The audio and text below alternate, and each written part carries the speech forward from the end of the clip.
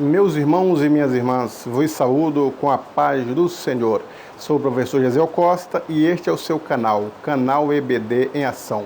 Um canal feito especialmente para você, professor e professora, aluno e aluna, e a todos os simpatizantes da Escola Bíblica Dominical. O objetivo do canal é exatamente este: ajudar e nortear você com subsídios teológicos, subsídios sociais, subsídios históricos, todos os subsídios que pudermos disponibilizar para que você tenha uma boa aula, nós estaremos aqui disponibilizando no canal EBD em Ação. Quero agradecer a você que é inscrito no canal. Agradeço pela tua inscrição, te agradeço pelos teus likes, te agradeço pelos teus comentários e pela tua divulgação do nosso trabalho. E você que está acessando pela primeira vez o canal EBD em Ação e ainda não é um inscrito, eu convido-te, venha inscrever-se no nosso canal. Observe no canto direito do seu vídeo que vai ter a palavra com letras brancas inscrever-se.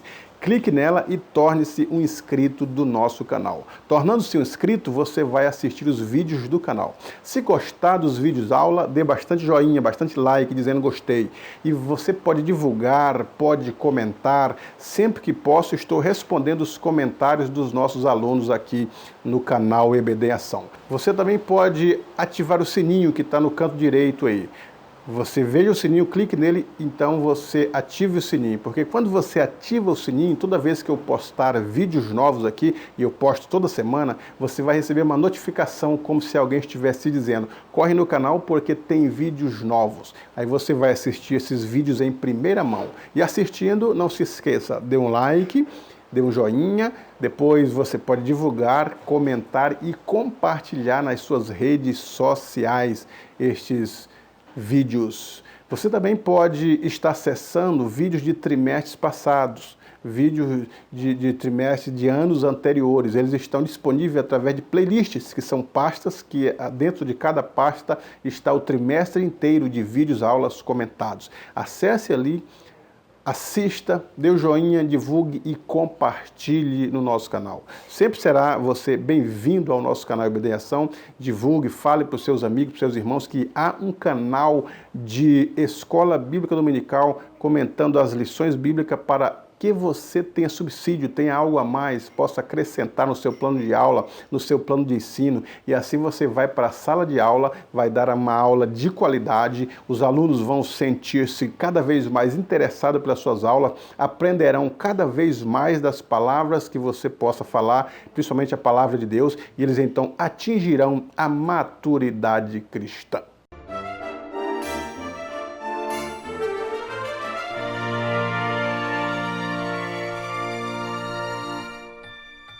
A lição de hoje, a lição de número 1, datada do dia 5 de janeiro de 2020, traz o título Adão, o primeiro homem. O textuário está em Gênesis 1:26. E disse Deus: façamos o homem à nossa imagem, conforme a nossa semelhança, e domine sobre os peixes do mar e sobre toda a terra. A verdade prática: o homem não é um mero detalhe no universo. O ser humano é a obra-prima de Deus, o Criador e mantenedor de todas as coisas. Então, o tema desse trimestre, como diz a introdução, é a antropologia. No caso, a antropologia bíblica. A antropologia trata da condição humana, da criação, as características, os atributos humanos e tudo que diz respeito ao ser humano, desde a sua criação. No caso da antropologia bíblica, ela é embasada na Bíblia, já está dizendo. Usamos a Bíblia como a nossa regra de fé e de prática para entendermos como que o homem foi formado, como que o homem foi criado. Quando falamos no homem, falamos tanto no homem do sexo masculino quanto da mulher do sexo feminino. Então, homem e mulher estão expressamente inseridos nesta palavra homo, que é traduzida pela própria palavra da disciplina, antropo. Antropo quer dizer tanto o homem quanto a mulher. Quando definimos o andropo, aí sim, somente o homem do sexo masculino. Então, quando a antropologia, logia um tratado ou um estudo sobre o homem, sobre a sua criação, sobre a sua formação.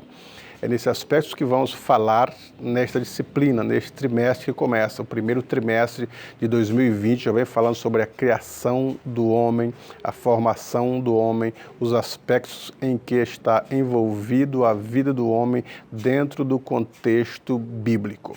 Geralmente dentro da filosofia há as questões clássicas: de onde vim, para onde eu vou, ou até mesmo quem eu sou.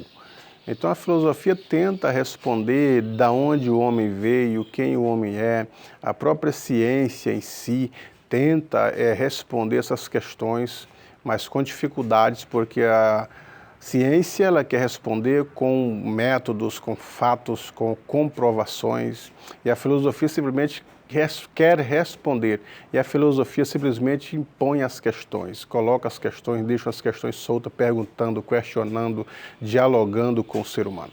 Agora, a Bíblia responde essas características, a Bíblia responde plenamente essas questões da mente humana. O próprio ser humano, ele é o único ser que sabe de onde vem, quem ele é e para onde vai. Então a lição ela tenta responder de onde viemos, para onde vamos e quem somos também. Então, da onde viemos? Viemos da criação de Deus. Ele que fez o homem do pó da terra, soprou em seu nariz o fôlego da vida e o homem então foi feito alma vivente. Esta é a criação do homem. Quem somos? Nós somos criaturas de Deus. Somos pessoas criadas por Deus, filhos de Deus. Aos criados por Deus e filhos de Deus que estão em sintonia com a sua palavra, em comunhão com Ele, e há aqueles que se desgarraram da sua palavra e que não fazem a vontade de Deus. Todavia são criatura, porque foram criados por Deus. Agora, há os comprados pelo sangue de Cristo e há aqueles que precisam ser comprados pelo sangue de Cristo. Outro ponto que a lição mostra é a dependência do homem. Nós somos dependentes, tanto dependentes de Deus, que até o ar que respiramos precisamos que Deus disponibilize. Foi Deus quem criou o ar, o oxigênio. E se Ele assim tirar o oxigênio, nós não teremos vida, porque tudo está sobre a soberania de Deus. A nossa sobrevivência está na soberania de Deus. Precisamos do alimento da terra e Deus é quem produz o alimento. A Bíblia diz que Deus formou a terra, formou as árvores, formou os animais, os peixes. Toda a erva foi disponibilizada para o homem. Então a dependência do homem para com seu Deus é grande e observamos isso nas Escrituras Sagradas. Também podemos falar nesta lição que devemos levar o homem a retratar a sua comunhão com Deus através de Jesus Cristo, perfeito homem. Porque o homem, quando pecou, perdeu a comunhão. Adão e Eva foram criados em comunhão com Deus sem pecados. Mas a partir do momento que Adão e Eva pecaram, perderam a comunhão com Deus, passaram a ser destituídos da glória de Deus, todos os homens pecaram com ele. Por isso que Adão pecou e o pecado entrou para todos os homens. Então todos nós agora precisamos voltar para Deus, ter a comunhão com o nosso Criador e viver plenamente a vida que Deus criou para nós. Outro ponto da lição ainda é consolar-nos quanto ao destino do sacrifício de Jesus Cristo, o verdadeiro homem. Então, o nosso consolo é saber que Cristo morreu por nós, nos resgatou, fez-nos criatura, nos concedeu perdão e agora estamos nesse processo de santificação, de transformação, de regeneração para alcançar os objetivos comuns que Deus estabeleceu para a sua criatura. O segundo tópico, a criação dos céus e da terra. Primeiro nós temos Deus criando os céus e a terra. No princípio criou Deus os céus e a terra, e a Bíblia fala que a terra era sem forma, era vazia, mas ela torna-se por causa de algum motivo que nós já estudamos em lições passadas. Deus não criou uma terra, como diz a Bíblia, sem forma e nem a formou para que estivesse vazia. Então, de alguma forma, esta terra perdeu a sua característica original e entrou no caos. Depois Deus criou o homem, a sua imagem, conforme a sua semelhança. E depois a criação dos céus e dos anjos. Deus estabeleceu os céus como as galáxias, os astros, os planetas, foram todos criados por Deus. Os anjos, que são seres espirituais criados por Deus, também foram criados pelo poder da sua palavra. Pelo menos 3 classes de pessoas nós observamos na palavra de Deus. a classe das pessoas que compõem a divindade, que é Deus Pai, Deus Filho e Deus Espírito. E para fazer parte dessa classe existem alguns atributos, e esses atributos são chamados atributos divinos, porque somente essas três pessoas da divindade podem possuir esses atributos divinos, que é a onipotência, poder tudo, onisciência, conhecer e saber tudo, onipresença, que é estar em todos os lugares ao mesmo tempo, e a eternidade, que não tem o começo e nem terá o fim. Só três pessoas, nem o diabo tem isso, porque o diabo foi criado, então ele não é eterno.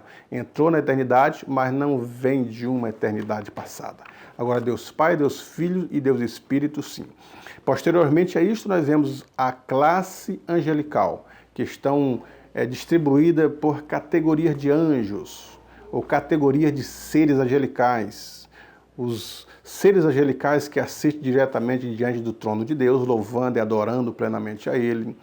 A classe de anjos, que são guerreiros, outros que são mensageiros, e assim sucessivamente, que a gente pode estudar em uma lição que vai falar de angelologia bíblica. E a classe humana, que são os seres humanos, diferente dos anjos porque possuem um corpo material, e possui a alma e o espírito. E estes seres humanos também foram criados por Deus, e sendo criados por Deus, entraram na eternidade porque possuem a parte imaterial que estudaremos em lições posteriores. Então, esses seres humanos criados por Deus são um pouco menores do que os anjos porque estão limitados ao tempo, limitados ao espaço, limitados às circunstâncias pela sua condição material. E a Bíblia diz que Deus criou tudo isto com a sua sabedoria, com o seu poder, pelo poder da sua palavra. E ao homem ele forma, ele pega no barro e forma o homem. E o homem foi feito um boneco, e Deus sopra em suas narinas, e o homem então foi feito alma vivente.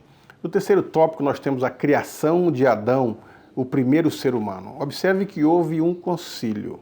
Deus criou Adão. O texto diz, façamos o homem conforme a nossa imagem, conforme a nossa semelhança.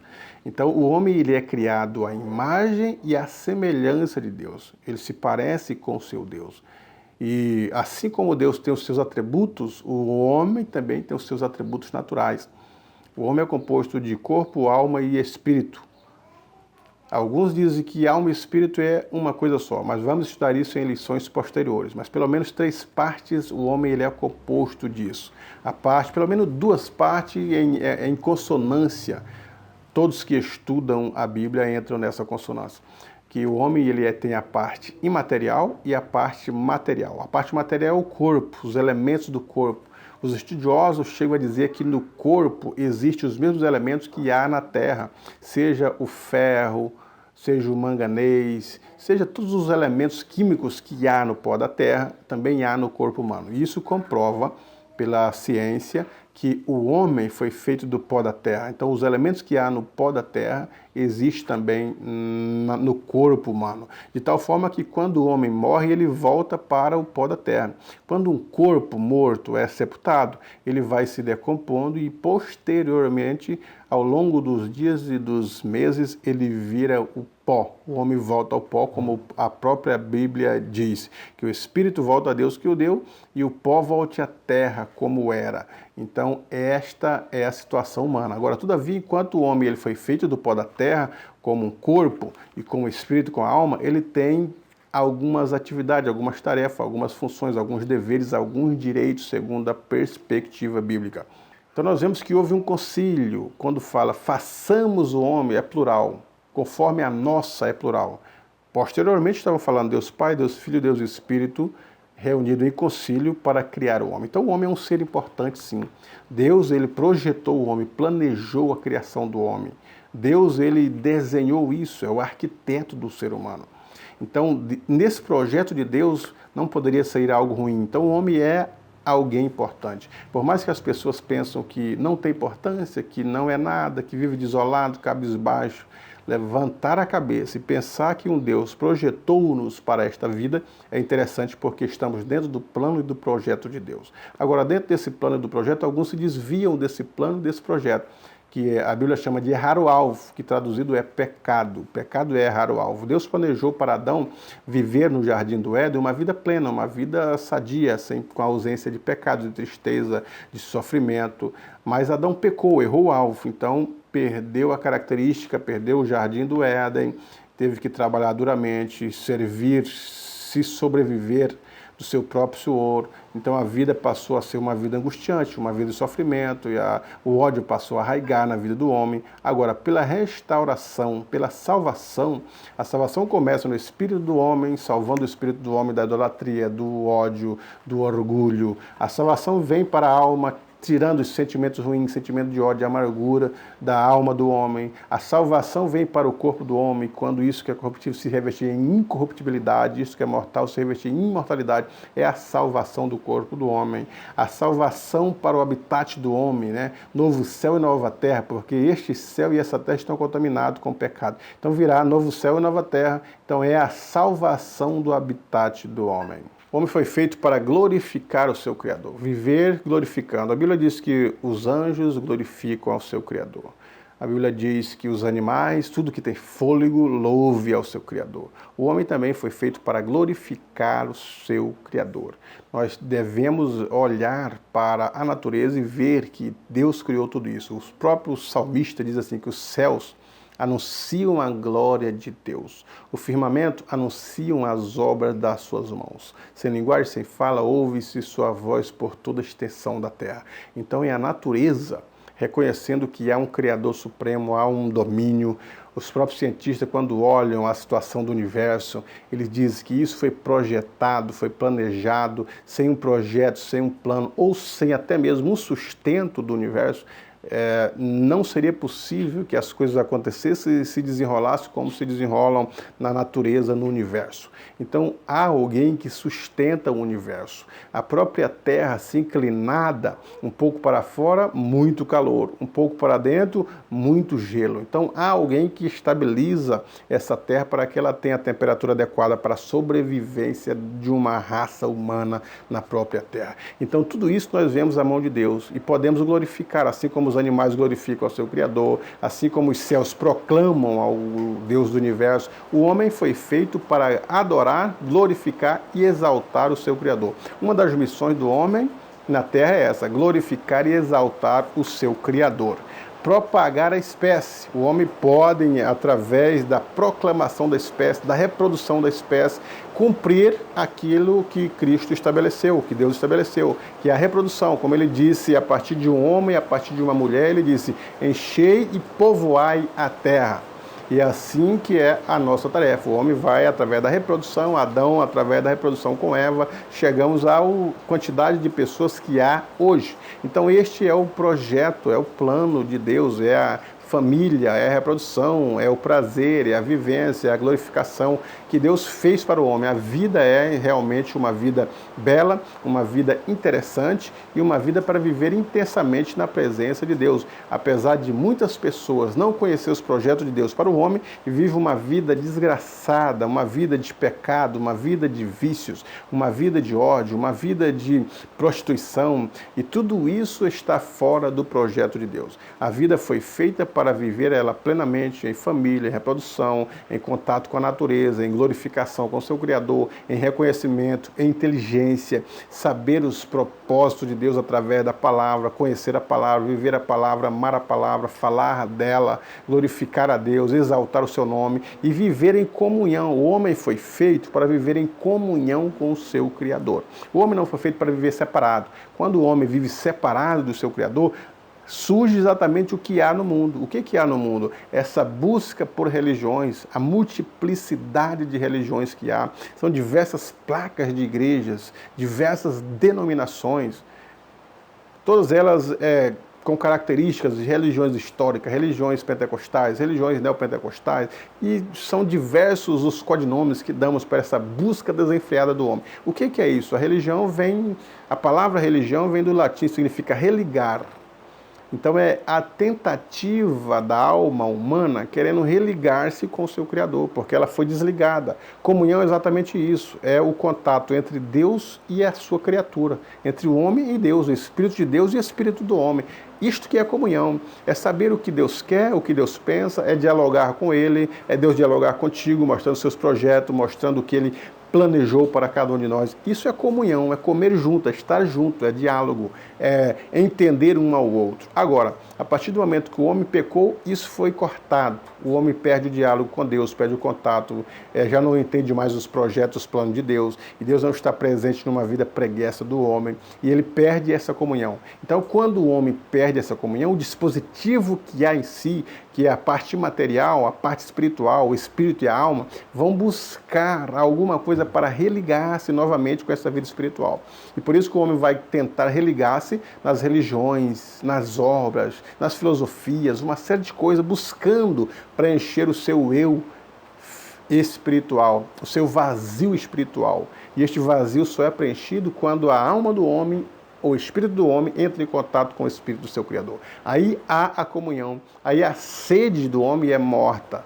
Aí ele entra em contato com o seu Criador e passa a viver plenamente. Mas enquanto isso, eles buscam em fontes erradas esta comunhão, a presença do seu Criador. O homem foi feito para viver intensamente em ligação com o seu Criador, não separadamente. E quando ele vive separado, ele não vive uma vida plena, não vive uma vida completa. Vive faltando algo no seu interior, que é a presença do seu Criador. Outra missão e tarefa do homem é governar e administrar o planeta, aquilo que Deus lhe concedeu. Quando Deus criou Adão, ele mandou que Adão nomeasse todos os bichos, todos os seres viventes, todas as aves, todos os frutos, e Adão então passa a nomear cada uma. E Adão, depois de nomear cada uma, ele guarda isso. E ele passa a dominar sobre os peixes do mar, sobre as aves do céu, sobre os animais da terra. O homem tem um domínio. Pode observar que o elefante não sabe a potência que tem no seu peso. O leão não sabe a ferocidade, a força que tem. E o homem consegue dominar esses animais. O rei da floresta, que é o leão, o homem domina sobre ele, domina sobre os animais, domina sobre as baleias. Ele tem um domínio porque Deus deu esse domínio. Por mais que hoje o homem tenta destruir a natureza, tenta destruir os animais, ele tenta de diversas formas trazer aquilo que não está na Bíblia para a sua vida e traz os prejuízos para si próprio, mas o domínio é do homem.